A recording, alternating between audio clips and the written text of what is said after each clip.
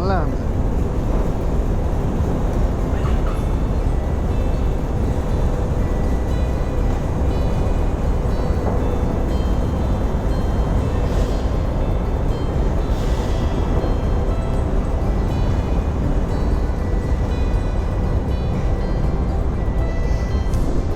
And welcome to Italy again.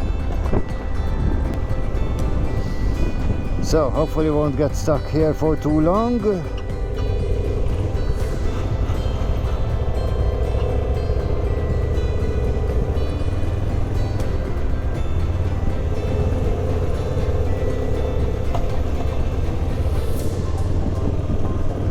Okay, are we out already?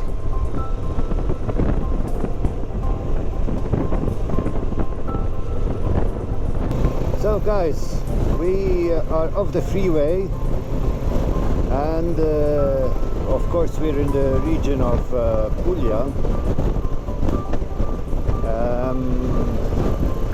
Of course, Italy is in the shape of a boot, and Puglia is basically the heel of the boot.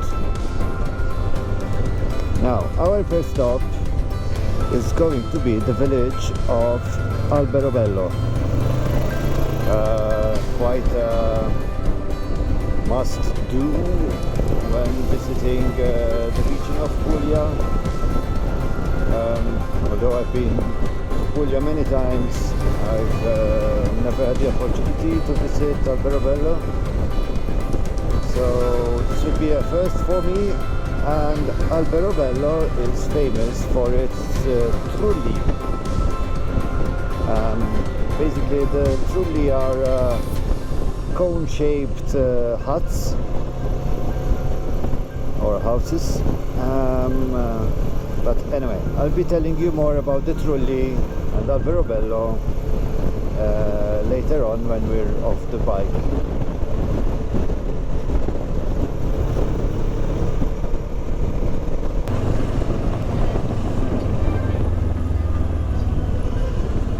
Okay, so now we're in the center, presumably, of Alberobello. Looks still a pretty little town,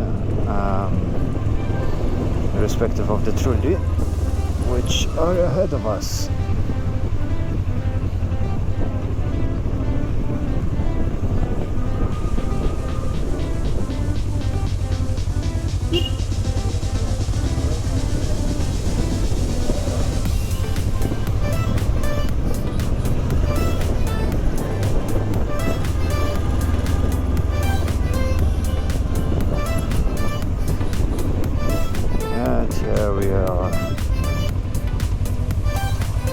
Presumably we can look for parking here.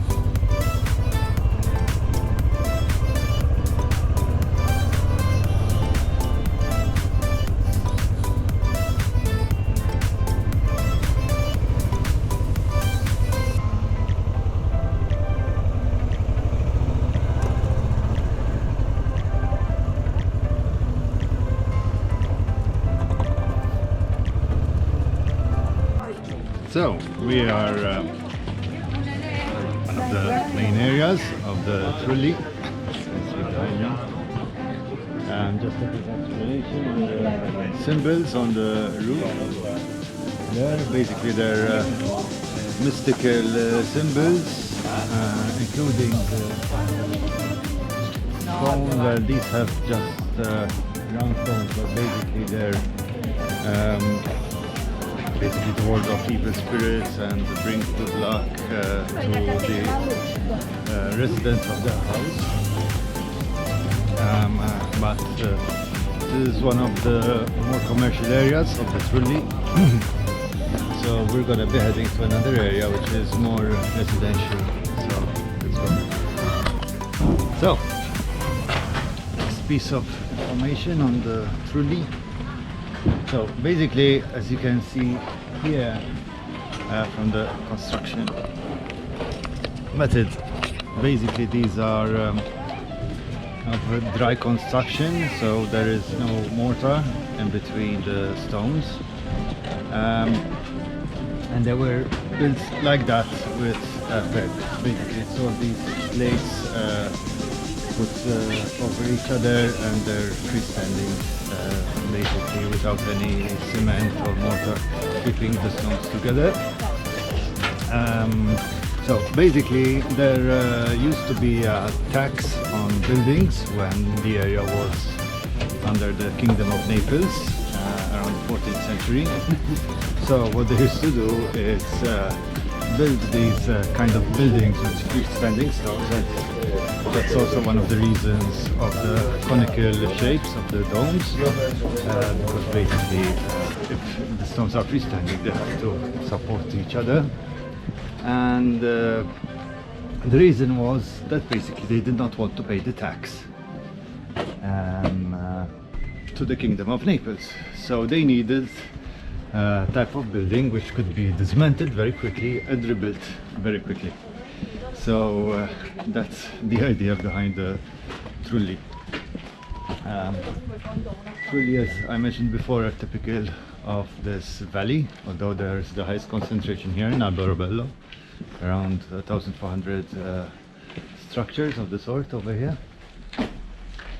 And anyway, now basically we're visiting one of the more famous of the Trulli, which is called the Siamese Trullo or Trulli. And it's basically a group of Trulli built next to each other. And the theory goes that it used to be owned by a family, and the Trulli were then separated after a feud between brothers. I believe these are the Siamese Trulli, and the typical thing of the Siamese Trulli is that they open on both sides, which is unusual. So, try to get a shot from above.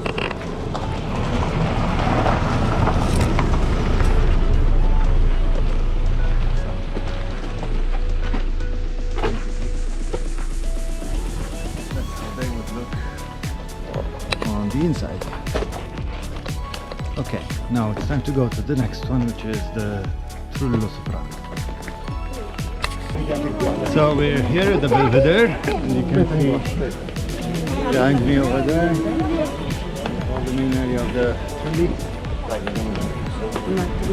And now we go to the Trullo Soprano, which is basically the supreme or the biggest Trullo. Its particularity is that it's based on two stories, whereas all the others have only one story.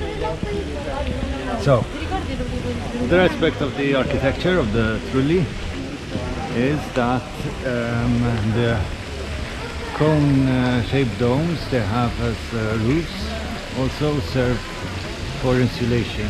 So, basically what they do is they have a double layer of cones to create that isolation and to protect the residents from the heat, which, as you can imagine, in this area can be quite scorching and terrible. Okay, so let's go visit the Trullo Soprano. It will be our last stop over here, and then we're back on the bikes because we have around good 6 hours of driving left. So quite some roads to do, and it will soon start to get late. So let's go. So we have reached the Trullo Soprano. So as you said, it's on 2 stories, and it's soprano as well, because as you can see, it's here. Okay, so it's time to shoot off. I'm not sure whether we'll be filming too much, because obviously we'll be doing a lot of highways now, but anyway, we'll see. Okay, so say bye to Alberobello, which in Italian literally translates to the nice tree or the sweet tree. And I suppose, you know, it's one of those super cute places.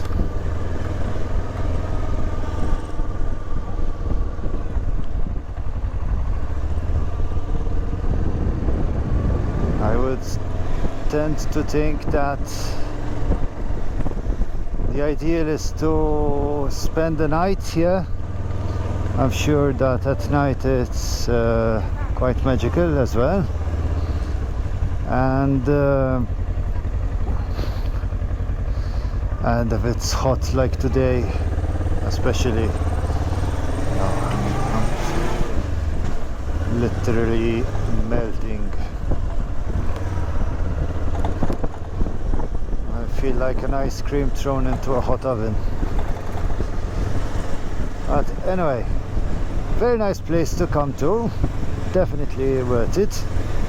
It's quite a lot to see as well, notwithstanding the small size, and considering the location, one can always also combine it with a visit to Matera, which we saw at the beginning of our trip, coming up to Puglia.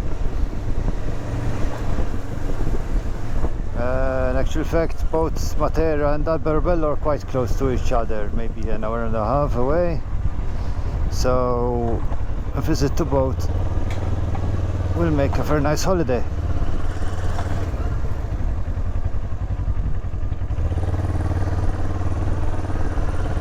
For sure, if you want to spend some romantic time, Alberobello and Matera are both perfect for such a time.